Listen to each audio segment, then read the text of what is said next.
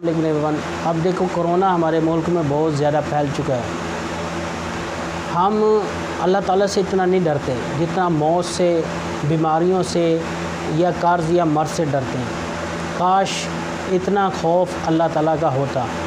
तो दिल की सख्ती की अलामत ये भी है कि हमें गुनाह को गुनाह ही नहीं समझ रहे। इतने गुनाह आम होने के बावजूद, हालांकि ईमान के दर्जे बताए, फरमाया हो सके तो गुनाह को हाथ से रोको, और फरमाया अगर ये नहीं हो सकता तो ज़ुबान से।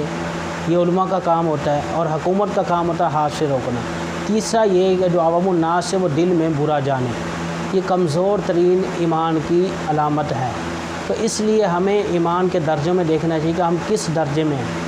हमें गुनाह को गुनाह तो कम से कम समझे, क्योंकि गुनाहगार की बख्शिश है, बागी की बख्शिश नहीं है, बगावत करने वाले की बख्शिश नहीं है। इसलिए दीन से गद्दारी या दीन से मुनाफ़क़त या दीन से आपने दीन को इसलिए सीख लिया कि समन कलीला उसको बेच रहे हैं, या नीयत मुफसिद नीयत के साथ आपने इसको चलाया है, या ज़रिए माश यही बना लिया और पैसा ही सब कुछ समझ लिया और दीन को आप बेचना शुरू कर देते, ये मुनासिब नहीं है।